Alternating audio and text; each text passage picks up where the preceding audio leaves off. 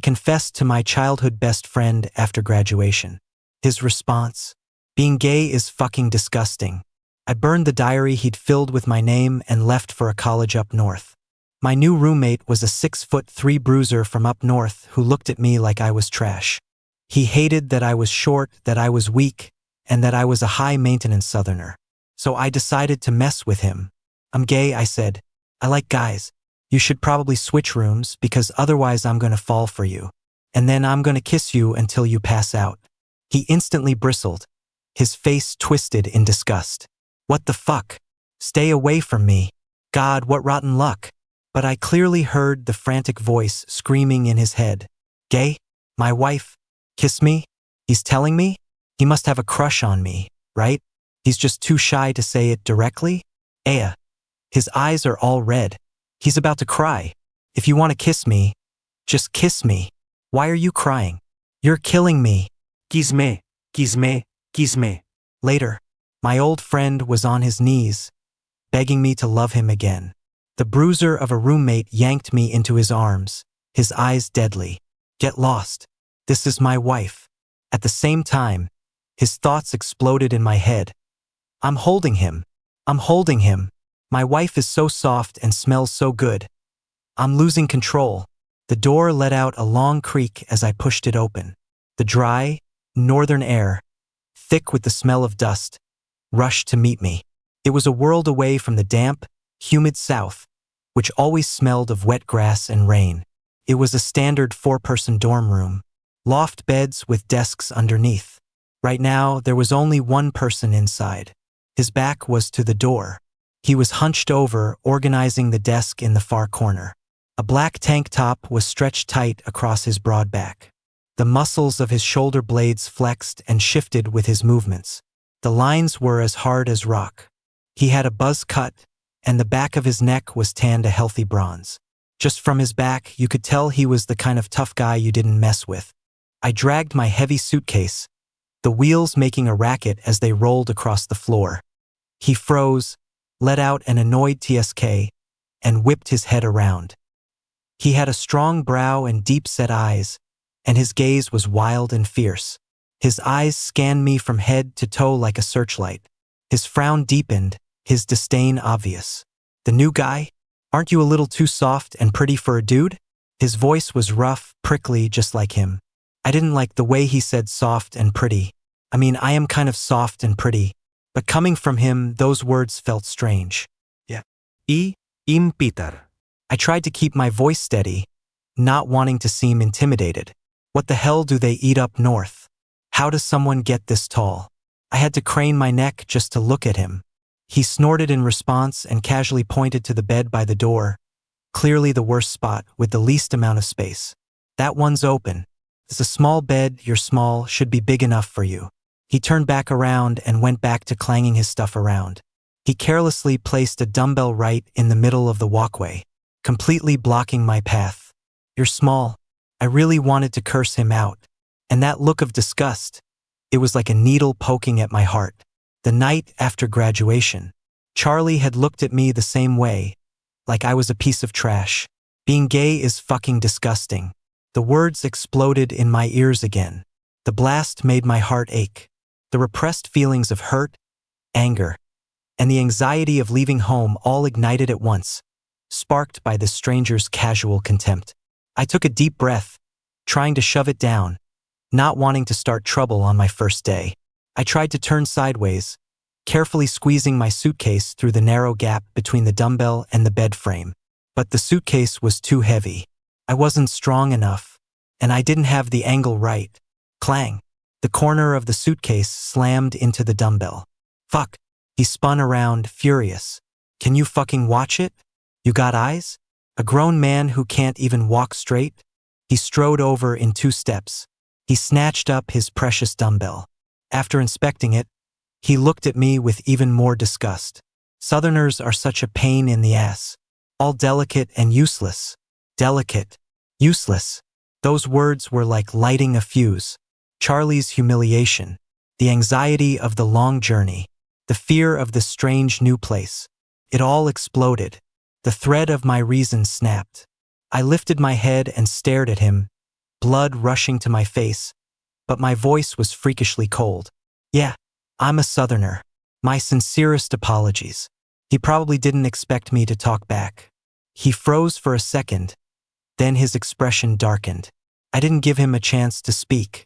I practically spat out the words that would draw a clear line in the sand and completely disgust him. Not just a pain in the ass. I'm also gay.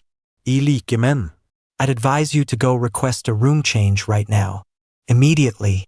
Otherwise, I might start to like you. And if I like you, I'll kiss you unconscious, and after that, I'll do all sorts of things to you. The air went dead silent. The expression on his face froze. It went from surprise to shock, and finally to pure revulsion. His eyes were filled with undisguised disgust and loathing. He jerked back a step. As if I were some deadly plague, a contemptuous sneer pulled at his lips. What the fuck? He growled, as if he'd just heard the filthiest thing in the world. You're a fucking pervert. Stay the hell away from me. You hear me? That again.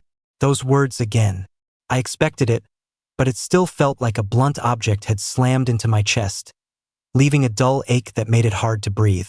On pure impulse, I kicked out at his shin, just wanting that disgusted face away from me. You're the one who's sick. A hand like an iron clamp instantly locked around my ankle. His palm was huge and incredibly strong, the searing heat of his skin burning me through my thin sock. He yanked and I lost my balance, nearly falling over. You dare to hit me? He stepped closer, his shadow completely engulfing me. His eyes were vicious enough to eat me alive, his tone brutal. You looking for a beating? I struggled, but he held my ankle so tight it hurt. Couldn't move at all. Great. First day of college and I'm gonna get disciplined for fighting? But in that exact moment, a completely different voice, one filled with shock and an insane level of desire, exploded, loud and clear, in my mind. Holy shit. He kicked me? Not bad, he's got some power. How is his ankle so thin? I can wrap my whole hand around it. How is his skin so pale? I can feel how smooth it is even through the sock. Is this really a guy's foot? Smells so good. When he's mad, his eyes get all wide and he purses his lips. This kinda making me want to kiss him? What's wrong with me? Am I going crazy? But this foot, I kinda want to lick it. I froze, all the blood rushing to my head. In disbelief, I looked up at the enormous bruiser in front of me, who looked like he was about to tear me to shreds. His mouth was shut tight, his heavy breathing hitting my face, his expression still menacing. But that voice, that inner voice, filled with shock, self-doubt, and some extremely perverted thoughts, it was playing on a loop in my head, crystal clear. He wanted to lick. On the outside, he looked like he wanted to kill me, but on the inside, he was thinking about licking my foot. After that day, Harry still shot me the occasional "don't touch me" warning look. But I couldn't look him in the eye anymore. Every time I saw him, especially his strong, bony hands, my brain would automatically replay that phrase. Kinda wanna lick it. I wished I could format my brain. So I started avoiding him at all costs. I tried not to speak in the dorm, to make myself as invisible as possible. Freshman orientation week arrived right on schedule. The autumn sun up north was brutal. It hung in the sky like a giant heat lamp. Standing at attention, marching in formation, we'd hold a pose for half an hour at a time. For a guy like me who grew up soaked in the humidity of the South, this was a whole new level of torture. I was sweating buckets. My camouflage uniform was soaked through, then dried, then soaked again, leaving a white crust of salt on my back. My head was spinning. My legs felt like jelly. I felt like I was going to melt and evaporate at any second. Harry was in the row diagonally in front of me. He looked like he was born to be under the sun. His stamina was incredible, his movements crisp and powerful, his back ramrod straight, like a poplar tree. The instructor constantly used him as an example to scold us. Look at Harry. Now look at yourselves. A bunch of weaklings. Every time this happened, Harry's face would remain impassive, the picture of a model student. But I could hear the smug satisfaction in his head, his tail wagging like crazy. You hear that, wife? Your husband's amazing, right? I'm full of energy. TSK, my wife's so frail. He's swaying so much, it's making me nervous. Is he gonna make it? Wife, please pass out. Then I'll have the perfect excuse to carry you to the infirmary. Bridal style. Please, just be normal. Who's your wife? The moment the whistle blew for a break, I practically collapsed in the shade of a tree, twisting open a water bottle and chugging it down, my throat dry as a desert. Harry was surrounded by a few other guys, apparently discussing the drills. He answered them distractedly, but his eyes kept flicking over in my direction. I closed my eyes, too tired to move. Suddenly, a shadow fell over me. I opened my eyes. Harry was standing right in front of me, his tall frame blocking the vicious sun. He was holding 2 unopened bottles of ice-cold water. His expression was as foul as ever, almost hostile. Hey, his voice was gruff. He practically threw one of a bottle into my lap. You look like you're half dead. Don't drop dead here and get in the way. Take it. We Northerners are just warm-hearted. Drink it. Drink it. I chilled it just for you. Why are my hands shaking? You loser. You're just handing your wife some water. Why are you shaking? I took the cold bottle, stunned for a moment by his inner monologue. Seeing that I wasn't moving, he frowned even harder and growled impatiently. What are you staring at? Think I poisoned it? If you don't want it, give it back. I dare you to give it back. I'll feed it to you mouth to mouth. See if I don't. That thought sent a shiver down my spine. I quickly twisted the cap and gulped down several mouthfuls.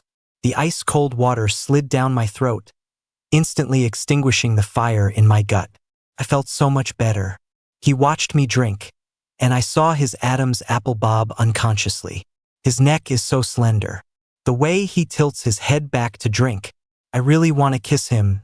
That drop of water on his neck. I want to lick it off. What do I do? I'm losing control. He suddenly spun around and stalked back to his friends, his whole posture radiating frustration. I clutched the water bottle, staring at his back, my face feeling a little hot. This guy, after 2 days of being baked by the sun, karma came for me. My neck, arms, and face, any skin exposed outside my uniform, were burning. That night, when I took off my shirt, my skin was bright red and hot to the touch. I was clearly sunburnt. When I showered, the hot water made me hiss in pain. The next morning, it was even worse. My skin was red, swollen, and stung at the slightest touch. I grit my teeth against the pain and slowly shuffled to the training grounds. The whole day of training was pure torture, the rough fabric of my uniform rubbing against my sunburnt skin. My face was pale and I was covered in a cold sweat, my movements sloppy. Harry stood in front of me. Every time we did an about face, his eyes scraped over me like knives. Outwardly, so weak. What did you even eat growing up? You're so scrawny and fragile, not like a man at all. Inwardly, my wife is prettier than any girl. Those pouty lips, I want to kiss them. His face is so white, so soft. Ugh, if I keep looking, I'm gonna get a boner. Tonight, after my wife is asleep, I'll just... That evening, I dragged my aching, stinging body back to the dorm and collapsed into my chair, completely drained. Our other 2 roommates weren't back yet. Harry was rummaging through his locker, making a lot of noise. Then, he marched over to me and slapped a tube of ointment on my desk with a smack. He looked furious, like a debt collector. TSK. His tone was incredibly impatient. Such a weakling for a grown man. Put this on, quick. Don't pass out on the field tomorrow and make me carry you. I looked down and saw a brand new tube of After Sun repair cream. I looked up at him. His eyes darted away for a second. Then he glared back at me, even more fiercely. What are you looking at? I bought it on a whim. Got too much.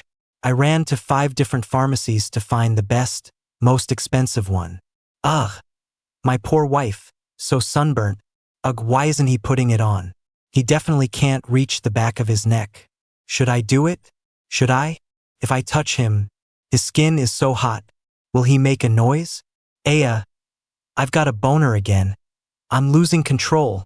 His inner thoughts were getting more and more ridiculous.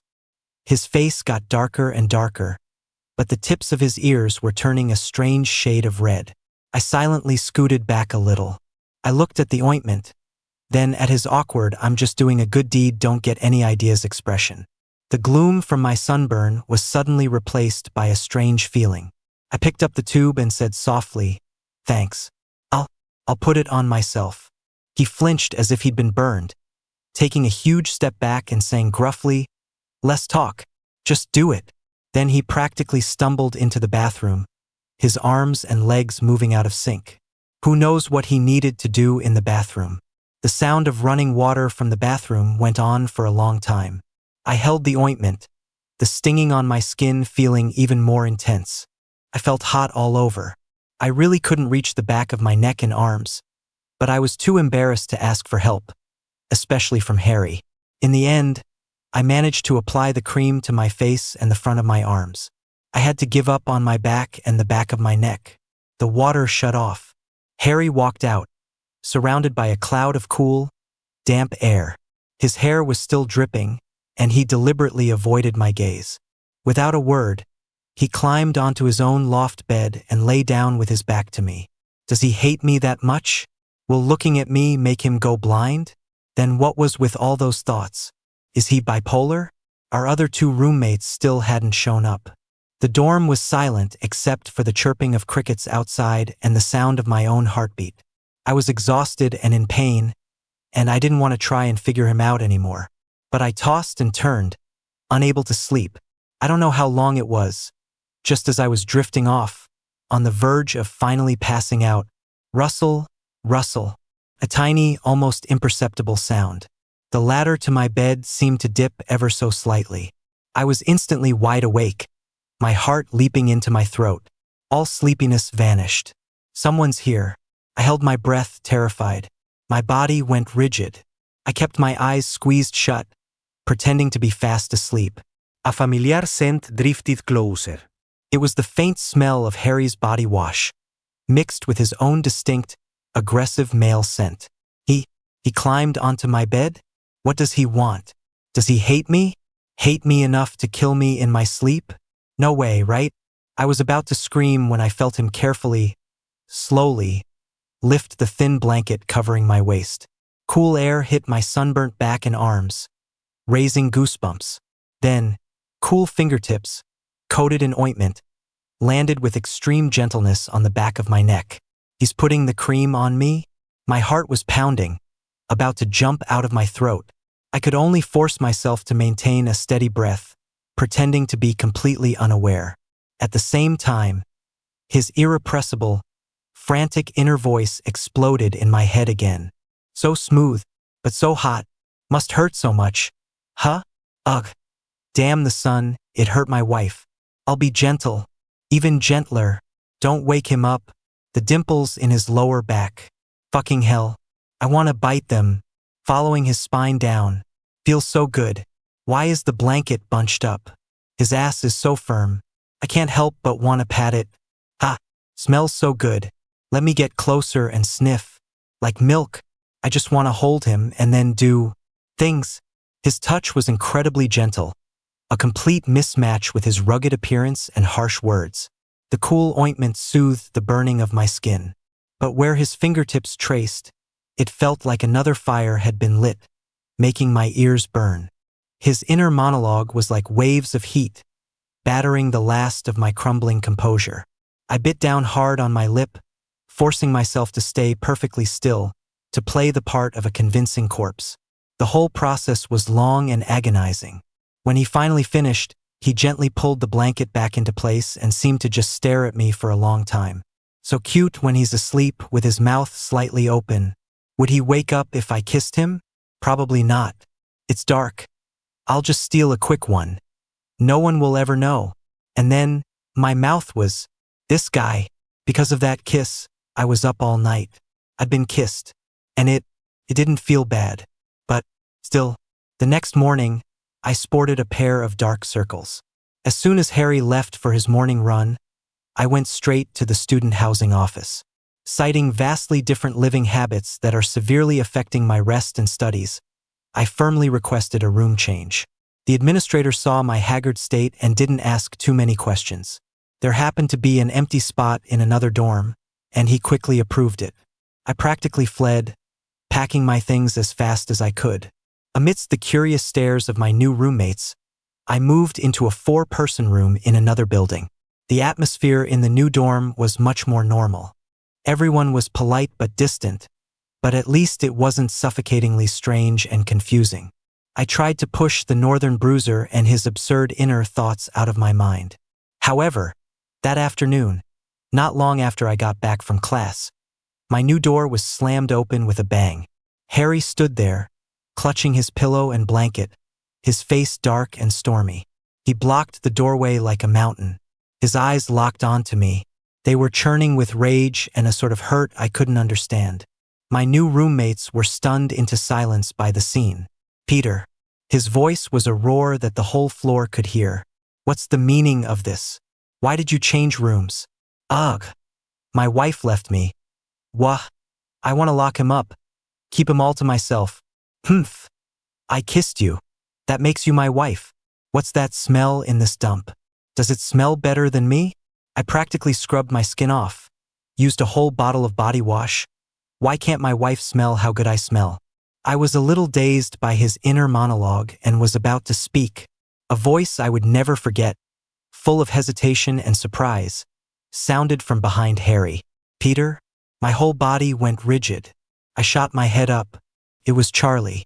He was wearing a white shirt, standing in the dim light of the hallway. His face was etched with the fatigue of a long journey and a careful, tentative hope. He looked at me with a complicated expression. I finally found you. You were planning to go to college up north all along? Didn't we say we'd go to the same school? His voice was a little hoarse. Can we talk? I was wrong before He didn't get to finish, because Harry spun around, completely shielding me behind him. The muscles in his arms, still holding his bedding, tensed. He stared at Charlie, his eyes murderous. Who are you? Harry's voice was cold enough to freeze water. What do you want with him? Charlie was intimidated by Harry's presence. His face paled, but he tried to maintain his composure, looking at me. Peter, who is he? Harry didn't give Charlie a chance to finish, nor me a chance to answer. He suddenly pulled me into a fierce hug. My face slammed into his rock-hard chest, my nose filled with his scent. He turned to Charlie and declared, as if claiming his territory, his words loud and clear. Get lost. Don't you understand English? This is my wife. What kind of trash are you? At the same time, his furious, jealous inner voice exploded in my mind. I'm holding him.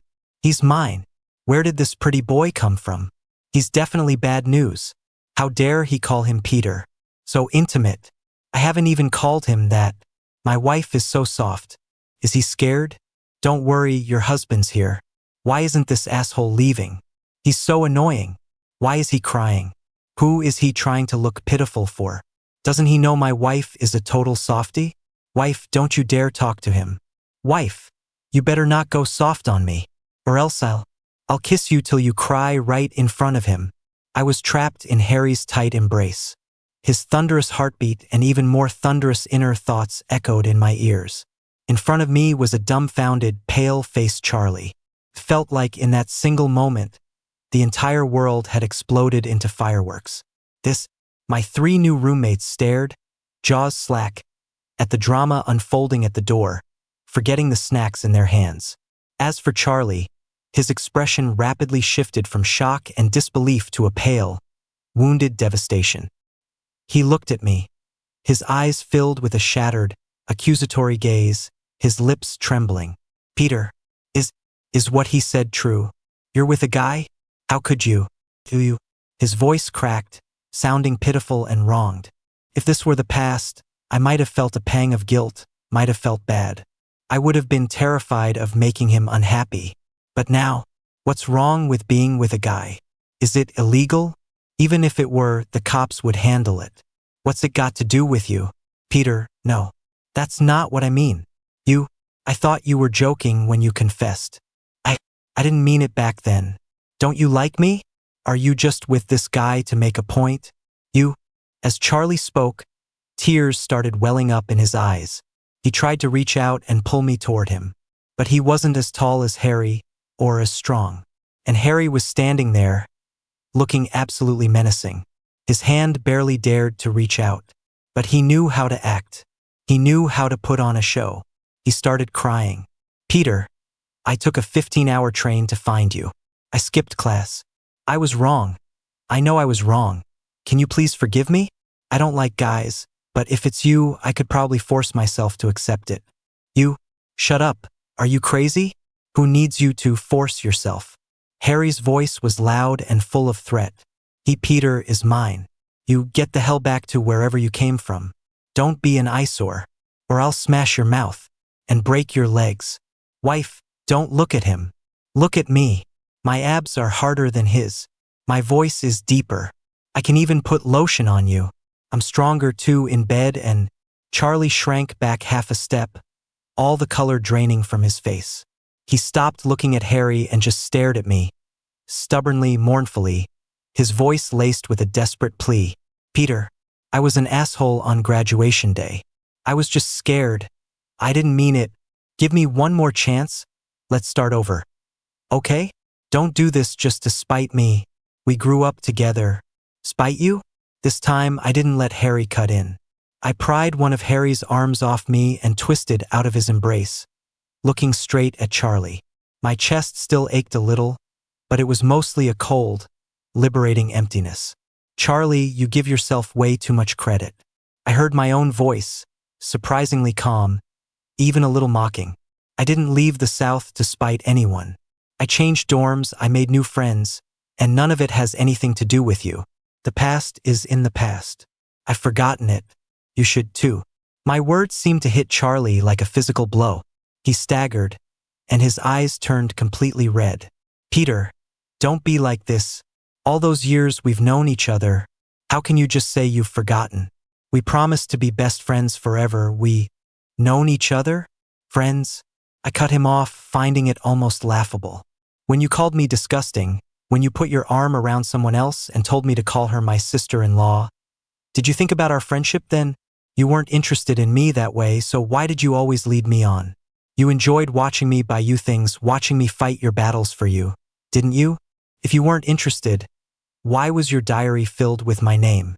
That last question was like a hammer blow, leaving Charlie speechless, his face a mask of ashen regret. Harry's patience had clearly run out. He yanked me back to his side, his grip a little gentler this time, but still a clear brand of ownership. Is the show over? He sneered at Charlie. All this crying and whining. Didn't you hear my wife say it has nothing to do with you? He paused, jerked his chin in my direction, and declared, he's my problem now. If you know what's good for you, get lost. His mouth is mine to kiss. His waist is mine to hold. Every inch of him is mine. I tried to tune out his thoughts, but they just kept drilling into my ears. He didn't even spare another glance for Charlie's devastated state. He just wrapped an arm around me, grabbed his stupid pillow and blanket, and strode toward the empty bed in my new room like a conquering bandit chief who just won back his treasure. The gawking roommates scattered to make way. Harry casually tossed his bedding onto the empty bunk. Then he sat down on the chair next to me, legs spread, like he owned the place. An attitude of I live here now. He glared daggers at the heartbroken Charlie still standing by the door. Charlie stood there for a long time, like a frozen statue. Peter, do you really like men? Are you really with a guy? Peter, it's a sickness. I can take you to get help. Okay? It must have been that guy, he corrupted you, right? It has to be him. He started to move toward the room, but one of my roommates slammed the door shut with a loud thud, locking him out. Harry walked over to me. His tall frame once again cast a shadow over me. But this time it was less menacing and more something else. He asked gruffly, that asshole, he used to treat you like that? Fuck. How dare he say that to my wife? I should have beaten him up. My heart aches. No wonder his skin is so pale. Is it from all the stress? From now on, I'll make you soup with red dates and goji berries every day. I'll make you all rosy and healthy. My wife is about to cry. I want to kiss his tears. I looked at the flicker of concern in his eyes, then listened to the chaotic but weirdly sincere thoughts in his head. For a moment, I didn't know what to feel. This person, with the harshest attitude and the crudest words, was internally, I sighed, feeling an unprecedented wave of exhaustion. Harry, thanks for helping me out back there. Don't worry. I'll explain to everyone that you only said I was your wife to help me. Harry stared at me for a few seconds, then suddenly bent down and swept me up into his arms. Hey, what are you doing? I yelped, instinctively wrapping my arms around his neck. My new roommate's eyes went wide. He ignored my struggles and their stares, carrying me over to the empty bed his blanket had just violated, and gently set me down. He pulled the chair over. Straddling it backward, he crossed his arms over the backrest, like a bandit chief standing guard, and just watched me. All right, go to sleep, he commanded, his tone leaving no room for argument.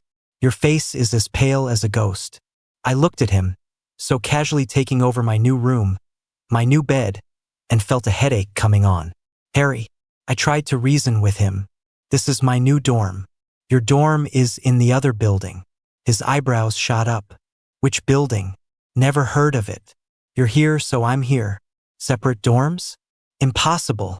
Not in this lifetime. Home is wherever my wife is. This bed is a little hard. I'll bring my mattress over tomorrow.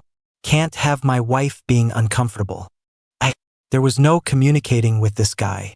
Exhausted in both body and mind, under his burning gaze and even more burning inner monologue, I actually felt a ridiculous sense of security.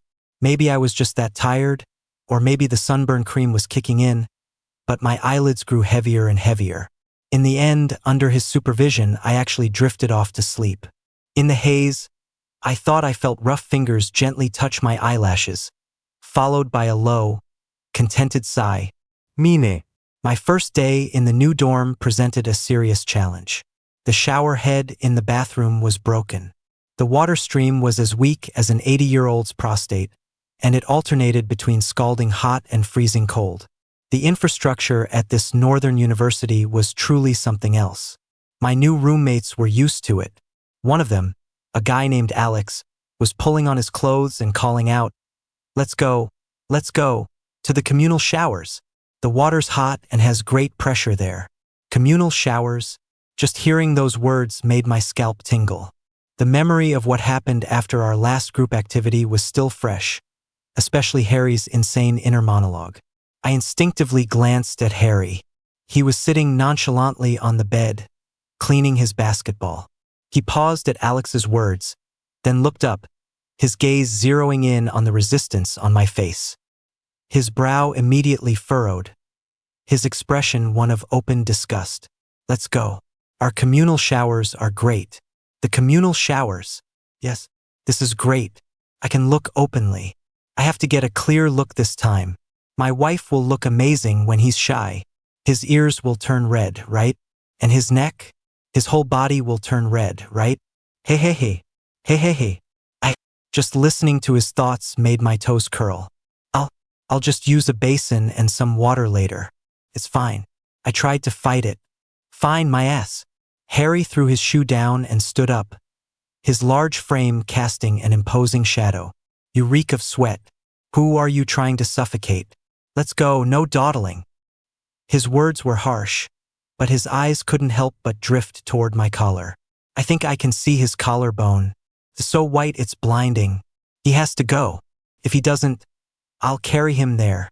In the end, half forced by Harry and half swept along by my roommates, I was herded toward the place I feared most. The communal showers were thick with steam and a cacophony of voices. Naked bodies milled about everywhere. I stripped stiffly, my movements as slow as a sloth. Harry was right next to me. He stripped down in a few quick motions, revealing a body of defined, explosive muscle, water droplets rolling down his tan skin. He glanced at me and sked. What's taking you so long? Acting like a girl. Hurry up. Let me see. Is his waist even thinner than I thought? Is his ass even firmer than it felt? His legs are probably pale and straight. Slurp. I turned my back to him, stripped as fast as I could, grabbed a towel to cover myself, and tried to make a break for a stall in a less crowded corner. Suddenly, a hot hand grabbed the back of my neck. "Where are you running off to?" Harry's voice was a little hoarse, mixed with the sound of running water. "Over here." He practically dragged me and stuffed me into the stall next to his, then turned on his own water, a torrent instantly enveloping him. I stood frozen, the hot water washing over me, doing nothing to calm my nerves. Even though a half-height partition separated us, it didn't hide anything. I could clearly hear Harry showering next door, and I could hear his even more turbulent inner thoughts. "So steamy. I can't see very well. Wrong angle. Let me stand on my tiptoes. Oh, I can see a bit of his shoulder. So smooth. I want to bite it. Is he using the soap yet? What does it smell like? Milky? It must smell amazing. Is he lathering up? What does it look like when the bubbles slide down? I can't think about this anymore. I'm gonna explode. This stupid partition is in the way. I'm gonna tear it down one of these days. Next time, I'm taking my wife to a real bathhouse, one without these damn partitions." I quickly lathered up, just wanting to get it over with. Suddenly, the bar of soap slipped from my grasp, landing on the floor with a soft plop. It rolled right under the partition. Harry's water stopped. He'd obviously seen the soap. The air froze for a few seconds. I heard him clear his throat dramatically, his voice full of impatience and disgust. "Damn, can't you be more careful? You can't hold on to anything. Come get it yourself. Heaven has blessed me. The soap. It's the soap. If my wife comes over to get it, I can—" No, my wife is definitely shy. "I'll get it. I'm not shy." Then, I watched in horror as his long, muscular legs bent. He crouched down, his head and broad shoulders appearing from under the partition. His gaze, precise and burning, landed on my bare legs and traveled slowly upward. Time seemed to stretch. He squatted there, my soap in his hand, his eyes glued to me. "Hurry up and take it." Inwardly, holy shit. Legs, legs, legs. Are those legs? Or are they soul-stealing blades? They're going to be the death of me. Higher, just a little higher. Please, I can't take it anymore. All the blood is rushing south. I'm gonna pass out. My face instantly turned beet red, heat shooting from the soles of my feet to the top of my head. I snatched the soap from his hand. Thanks.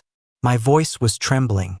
Harry, as if startled awake, shot back up and turned his faucet on full blast, dousing his head with cold water in an attempt to cool down. I saw it. It was worth it. My whole life was worth it. I have to take responsibility. I must take responsibility. I'm going to file for a marriage certificate tomorrow. Even the way my wife snatches the soap is so hot, so feisty. I love him even more. I frantically rinsed off the suds, dried myself, and threw on my clothes at a record pace, practically fleeing the scene. I could still faintly hear Harry's wistful thoughts behind me.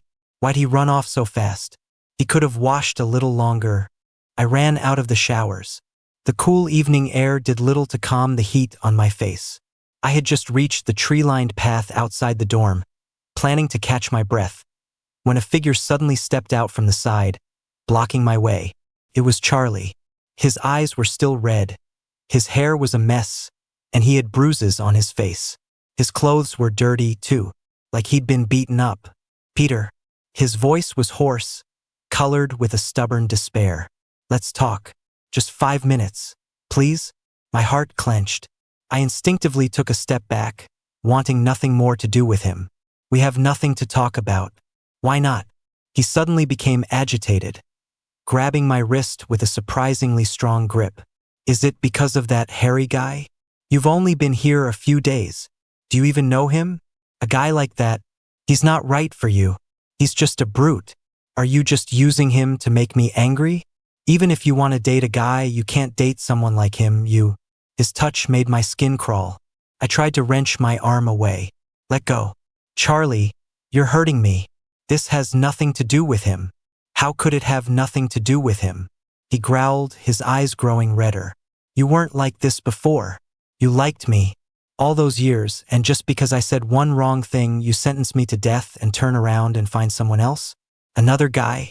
How am I supposed to accept that? If you want to be with a guy, you could have just been with me. Why would you find someone else? I came all this way to find you. What more do you want? And you let him hit me? You used to care about me more than anyone. And now you're letting someone else beat me up? You must have been cursed or something, right? There's a master back home. I'll take you to him. He can perform an exorcism, okay? His logic was suffocating and absurd. Charlie, I didn't sentence you to death. You did that to yourself. My voice went cold. The moment you called me disgusting and humiliated me with someone else, we were done. Who I like and who I'm with is none of your business. I don't believe you, he insisted, shaking his head, tears finally falling. You're just trying to hurt me. Peter, I know I was wrong. I really do. Please, just give me one more chance. I'm begging you. He wouldn't let go of my wrist, his pleading attracting the attention of a few students passing by. I was feeling incredibly embarrassed and frustrated when a large hand suddenly shot out, grabbing Charlie's wrist in an iron grip and yanking him away. God damn it. Don't you understand plain English? I told you to stay away from him. Harry's towering figure appeared like an avenging angel. He just showered, but his eyes were murderous. He pulled me behind him, completely shielding me, and faced Charlie, his words cold and biting. You dare touch my wife's hand? You want me to chop it off? Where did this stray dog come from? Barking at people. He dared to touch my wife. Ugh, he got my wife's hand dirty. Crying, crying, crying. What's he crying about? I'm the one who should be crying. I almost saw the whole package, and this asshole ruined it. Charlie's wrist was probably in agony, and his face was pale, but he still glared defiantly at Harry. Harry, right? I'm warning you, stay away from Peter. You have no idea what we have between us. Between you, you have shit. Now get lost. Harry cut him off, his tone uncompromising and contemptuous. He glanced back at me, his expression complex, then whipped his head back to Charlie and dropped a bombshell. I don't give a damn what you two had before, but now Peter sleeps next to me at night. He's mine. You bother him again. Harry leaned in closer, his presence overwhelming. And I'll beat your ass every time I see you. Don't believe me? Fucking try me. Sleeps next to me equals same dorm equals I'm not lying. That'll scare him off. Make him back down. Wife, look at me. Isn't your husband so cool? So powerful? I looked at Harry's broad back, listening to his crass but fiercely protective words, and compared them to Charlie's pale, pathetic pleas. My heart suddenly skipped a beat. Charlie looked completely crushed by the word sleeps next to me. The last bit of color drained from his face. He looked at me in disbelief, then at Harry, his eyes utterly defeated. Finally, without another word, he stumbled away. Only then did Harry unclench his fists. He turned around, looked me up and down, his tone still gruff. You okay? Stay away from that asshole from now on, you hear me? You're all skin and bones, you can't win a fight against bastards like him. If you got hurt, then, was he scared? Let husband check you out. Is your wrist red? Let me blow on it. Was I totally badass just now? Tell me I was cool. Harry, do you like me? The moment the words left my mouth, all the air seemed to get sucked out of the space between us. The fierce, trying to act cool expression on Harry's face froze, like someone had hit pause. His pupils dilated, as if he'd just heard something terrifying or utterly unbelievable. I clearly saw his Adam's apple bob violently. He opened his mouth, trying to say something, but only a short, strange gasp came out. The next second, this 6'3" mountain of muscle, the guy who could single-handedly scare off Charlie, turned, as if he were a giant cat whose tail had just been stepped on, and bolted. He actually ran. His arms and legs were out of sync, his steps were a mess, and he nearly tripped on a raised paving stone. His fleeing figure was so panicked it was almost comical as he disappeared around the corner of the dorm building. He left me standing there alone.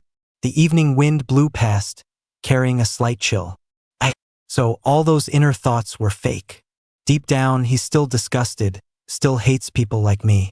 That's why he reacted like that when I called him out. See, Peter? You got your hopes up again. Just like you mistook the affection in Charlie's diary for love.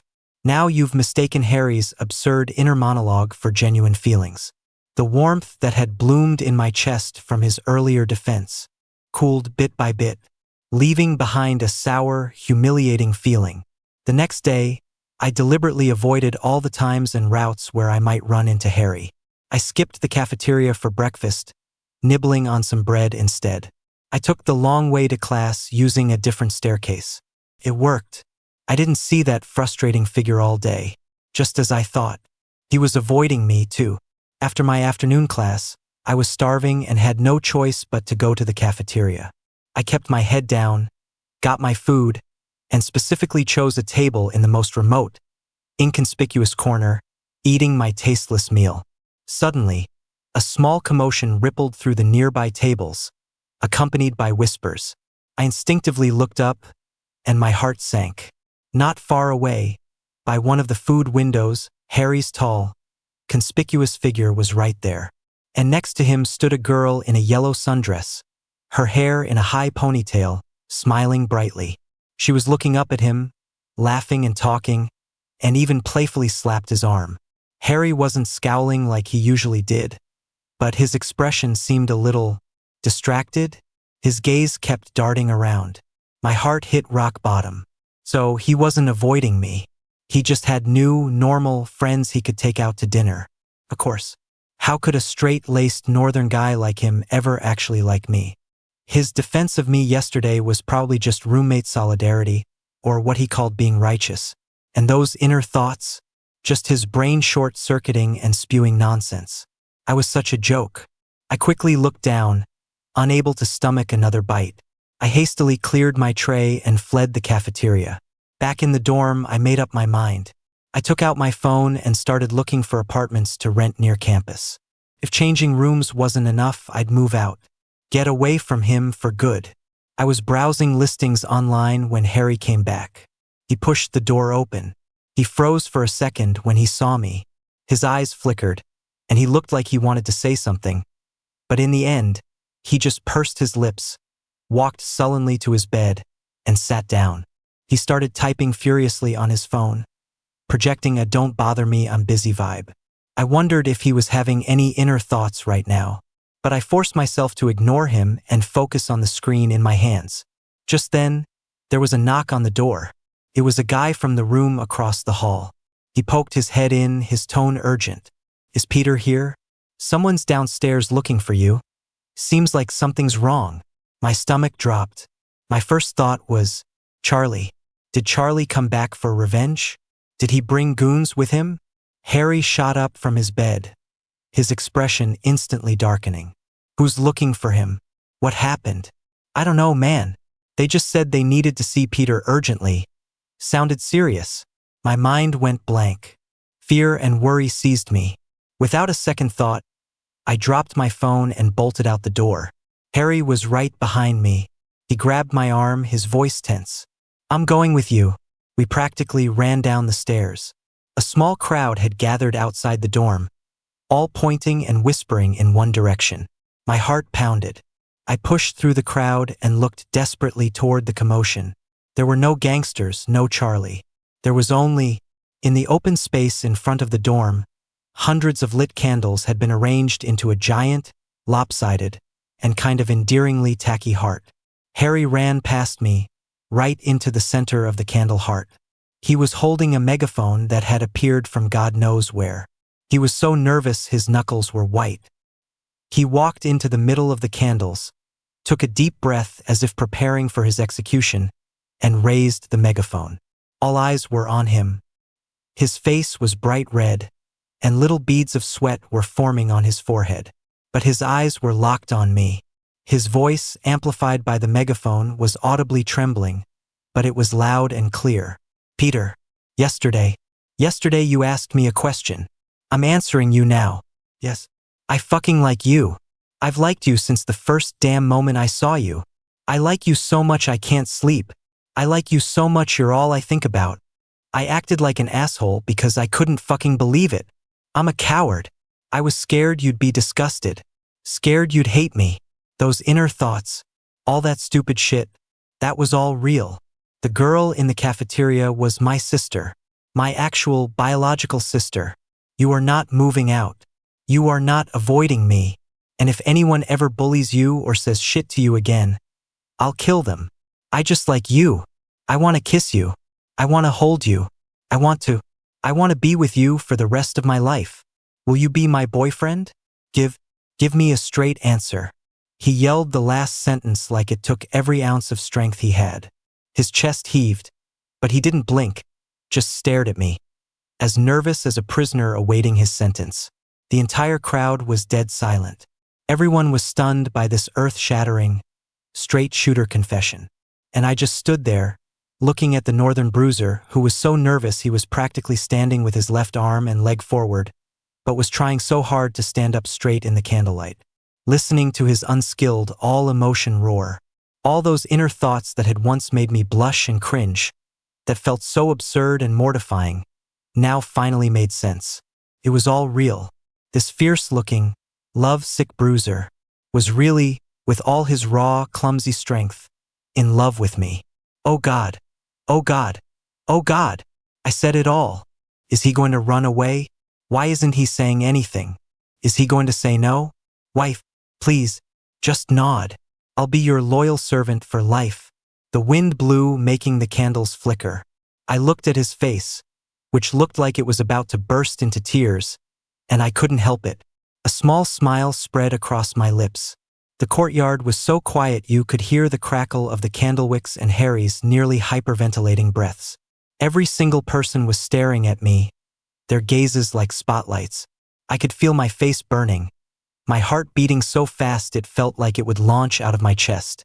Harry was still holding that ridiculous megaphone, his eyes wide and round, filled to the brim with a mixture of nervousness, hope, and the raw fear of rejection.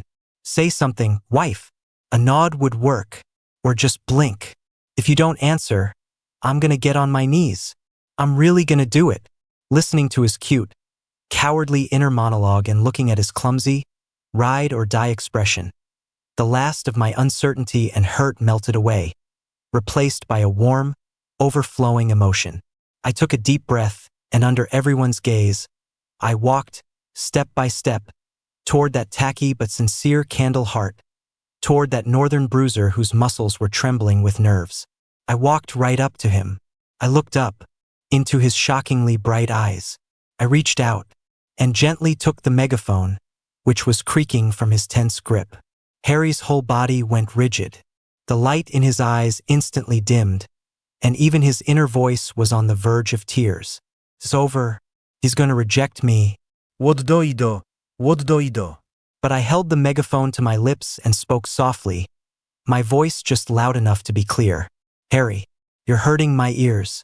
He shot his head up, stunned. I paused, looking him in the eyes, and continued into the megaphone, enunciating every word. And from now on, when you put lotion on me, you're not allowed to do it secretly in the middle of the night. You have to do it out in the open, because I'm saying yes. I finished and stuffed the megaphone back into his hands, my face so hot I could have fried an egg on it. Harry looked like he'd been hit by a winning lottery ticket. He just stood there, completely dazed, for several long seconds. Then, a tidal wave of pure joy washed over him. Ah, he said yes. My wife said yes. Out in the open. He said out in the open. I'm official. Ha ha ha ha. He abruptly threw the megaphone aside, opened his arms, and pulled me into a crushing hug. He was squeezing so tight I felt like he was trying to merge me into his bones. Ha ha ha. Mine. You're mine. He spun me around twice, as giddy as a 300-pound child, completely oblivious to the whistles, jeers, and applause erupting around us. Buried in his hot, sweaty chest, listening to his deafening heartbeat and even more deafening inner monologue, I couldn't help but start laughing, too. This idiot. Thanks to Harry's one-man PR campaign, our relationship became public knowledge. He might as well have had property of Elio tattooed on his forehead. He had to hold my hand when we walked. We had to sit together when we ate. He even saved a seat for me in his classes, even though we had different majors. I asked him once, when I first told you I was gay, didn't you say it was disgusting? He immediately dropped to his knees with a thud. I'm sorry, wife.